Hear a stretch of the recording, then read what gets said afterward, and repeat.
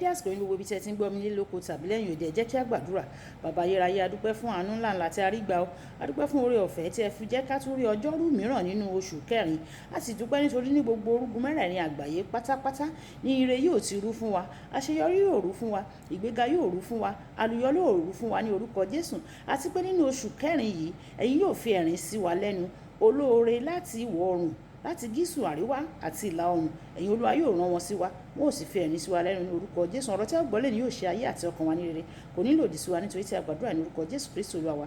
Àmín àmín ní orúkọ Jésù. Ìwé ọ̀run ṣíṣí tí a ti ọwọ́ olùṣọ́-àgùntàn Enoch Adéjàre Adébóyè kọ ní ọjọ́rú ọjọ́ kẹtàdínlógún oṣù kẹrin. Àkòrí tí a ó gbéyẹ̀wò sọ wípé ojú rere láti òkè, ojú rere láti òkè. Àmú àkọ́sórí wa nínú ìwé Dìtàlórómì orí ìkẹtàléníọgbọ̀n ẹsẹ̀ ìkẹtàléníogún. Dìtàlórómì orí ìkẹtàléníọgbọ̀n ẹsẹ̀ ìkẹtàléníogún. Àti ní ti Náftálì, ó wípé ìwọ Náftálì tí ojú rere tẹ́ lọ́rùn, tí o sì kún fún ìbùkún Olúwa, gba ìhà ìwọ̀ oòrùn àti gísù. Nígbà tí a mú bíbélì kíkà wá nínú ìwé Ẹ́sítérì orí ìkejì ẹsẹ̀ ìkejìlá títí dé ẹsẹ̀ ìkejìdínlógún. Ẹ́sítérì orí ìkejì ẹsẹ̀ ìkejìlá títí dé ẹsẹ̀ ìkejìdínlógún, tí ó kà báyìí pé ǹjẹ́ nígbà tí ó kan olúkúlùkù Múdíá láti wọ ilé tọ̀ Ahasuérusi ọba lọ, lẹ́yìn ìgbà tí òun bá ti gbé oṣù méjìlá gẹ́gẹ́ bí ìṣe àwọn obìnrin, nítorí báyìí ni ọjọ́ ìwẹ̀nùmọ́ wọn parí. Oṣù mẹ́fà ni wọn yóò fi kún òróró òjìá, oṣù mẹ́fà òróró dídùn àti pẹ̀lú ohun èlò ìwẹ̀nùmọ́ àwọn obìnrin. Báyìí ni Múdíá náà yóò sì wọlé tọ̀ ọba.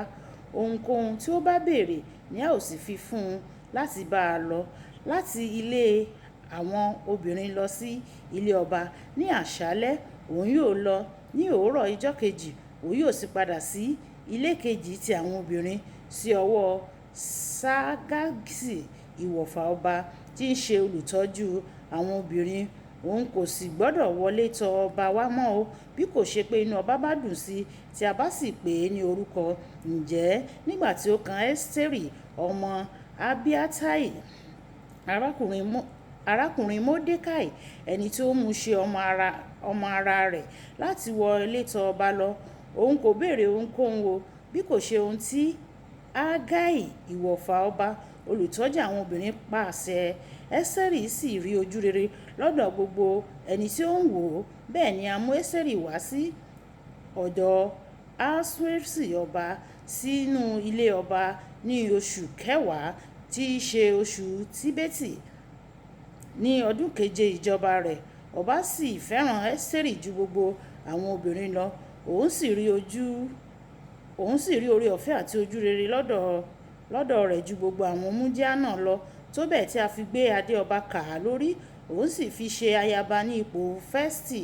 Ọba sì ṣe àsè ńlá kan fún gbogbo àwọn olórí rẹ̀ àti àwọn ọmọ ọ̀dọ̀ rẹ̀, àní àsè ti Ẹ́stà. Ó sì fi ìsinmi fún àwọn ìgbèríko rẹ̀, ó sì ṣe ìtọrẹ gẹ́gẹ́ bí ọwọ́ ọba ti tó. Kí Olúwa kí ó bùkún kíkà àti gbígbọ́ ọ̀rọ̀ rẹ̀. Wàyí ẹ tẹ́tí bẹ̀lẹ̀ jẹ́ láti gbọ́ ohun tí olùṣọ́-àgùntàn Enoch Adéjàre Adébóyè ní fún wa ní èní ọjọ́rú. Nígbà tí o bá gbọ́ ọ̀rọ̀ ìsọ yìí, Ọlọ́run rẹ́rìn-ín lórí rẹ.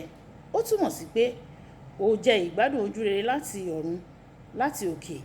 Nínú ìwé Númérì orí ìkẹfà ẹsẹ̀ ìkẹrìnléníogún títí dé ẹsẹ̀ ìkẹrìndínlọ́gbọ̀n, Ọlọ́run wípé kí àwọn ọmọ Hámórì súre fún àwọn ènìyàn.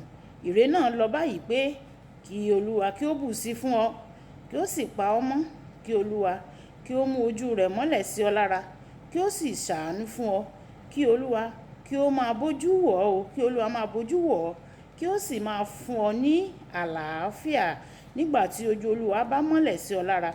Ó túmọ̀ sí pé Olúwa rẹ́rìn sí ọ, ìwọ yóò sì jẹ ìgbádùn ojú rere àtòkè wá ní gbogbo ibi tí o bá lọ. Ó túmọ̀ sí pé gbogbo òkùnkùn tí ó yí ọ ká yóò gbiná dànù. Ìwọ yóò sì máa gbé nínú ìmọ́lẹ̀ rẹ̀. Nígbà tí Ọlọ́run bá pinnu láti fi ojú rere hàn sí ọ, ìwọ yóò ṣe àṣeyọrí ju ẹni tí ń ṣiṣẹ́ kárakára lọ láìsí ojú rere. Nígbà tí Ọlọ́run bá fi ojú rere hàn ọ́, ìyanu máa ṣẹlẹ̀. Fún àpẹẹrẹ, ìwé Genesis orí ìkẹrìnléníogún ẹsẹ̀ ìkẹtàléníọgọ́ta sọ pé Ísákì jáde lọ ṣe àṣàrò nínú oko. Àti ní ẹsẹ̀ kẹtàdínláàádọ́rin orí kan náà ó wí pé Ísákì sì mú wá sínú àgọ́ Sárà ìyá rẹ̀, ó sì mú Rèbékà, ó jẹ́ aya rẹ̀, ó sì fẹ́ ẹ. A tu Ísákì nínú lẹ́yìn ikú ìyá rẹ̀. Gbogbo iṣẹ́ abẹ́lẹ̀ nínú rírí aya fẹ́ fún Ísákì wáyé láti ọwọ́ àwọn ẹlòmíràn. Nígbà tí o bá wo ìrírí Ísákì sí ti Jákọ́bù, ẹni tí ó sìn fún ọdún 14 láì gba owó kí ó tó lè fẹ́ ẹni tí ó fẹ́ fẹ́, ìwọ yóò rí pé ìyàtọ̀ láàrin ojú rere àti àwọn iṣẹ́ àṣekára láti rí ohun tí o fẹ́. Mo pàṣẹ fún ọ láti ìsinsìnyí lọ, Ọlọ́run yóò fi ojú rere hàn ọ́ o. Àmín.